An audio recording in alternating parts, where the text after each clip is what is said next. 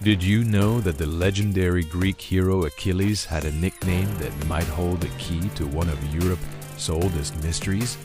In the ancient region of Epirus, Achilles was known as Aspeitos, meaning swift foot.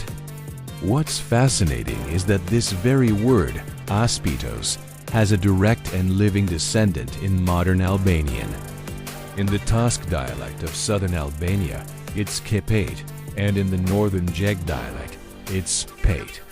This incredible linguistic link was highlighted by none other than Sir Richard Francis Burton.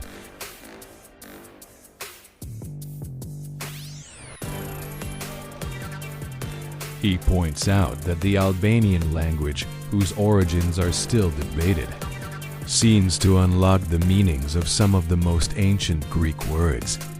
This isn't just a random coincidence. It opens up a much deeper conversation about the true history of the Balkans and the people who have inhabited the land for millennia. The Albanians, also known as the Arbëresh or Arvanites in different regions, are considered by many scholars to be the indigenous people of the Illyrian Peninsula.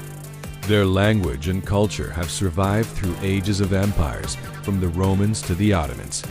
Now, let's fast forward to the 19th century and the Greek War of Independence, a pivotal moment in European history. We often hear the stories of heroic Greek revolutionaries fighting for their freedom. But what if I told you that the very heart of this revolution was Albanian? That's right. The most celebrated figures of the war were ethnically Albanian, or Arvanites, and their primary language of communication was Albanian. Let's look at the names. Theodoros Kolokotrinis, the brilliant military commander. Laskarina Bubulina, the fearless naval leader. Papafleses, the firebrand priest turned revolutionary. These heroes and countless others who fought alongside them all had Albanian roots. They were Epiro-Albanians, and they spoke Albanian amongst themselves. In fact, Greece's first prime minister and its first two parliaments were predominantly Albanian-speaking.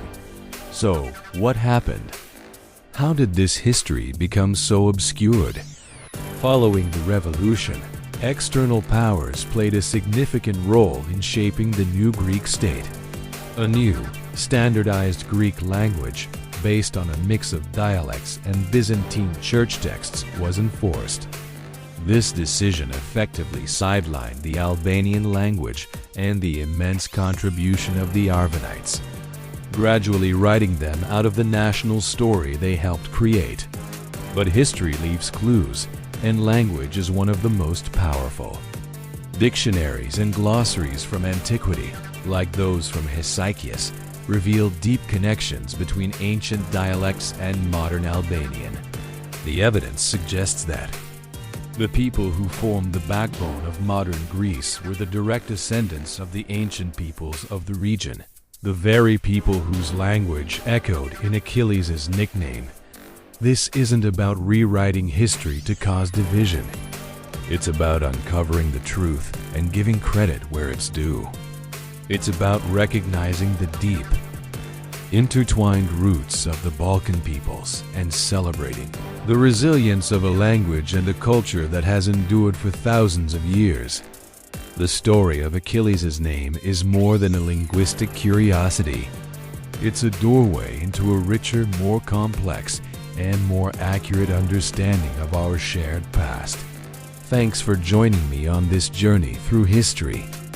If you found this as fascinating as I do, please hit that like button, subscribe to the channel for more deep dives, and share your thoughts in the comments below.